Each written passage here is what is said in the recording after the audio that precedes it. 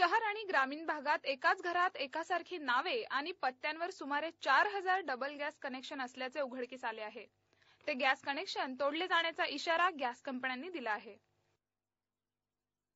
पुणे शहर आणि ग्रामीण भागातील लोकांना मुदतीत गॅस सिलेंडर मिळत नसल्याच्या तक्रारी आहेत।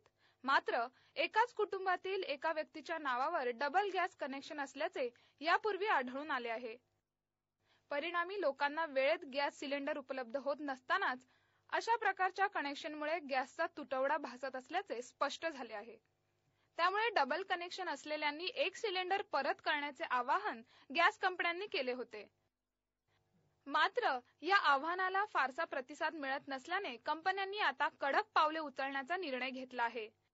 याबाबत गॅस कंपन्यांना जिल्हा प्रशासनानेही सूचना केल्या आहेत। दरम्यान जिल्हा पुरवठा विभागाच्या मंगळवारी रात्री उशिरा झालेल्या बैठकीतही याबाबत चर्चा झाली असून डबल कनेक्शन संदर्भात गॅस कंपन्यांच्या जिल्हा पुरवठा अधिकाऱ्यांनी सांगितले आहे।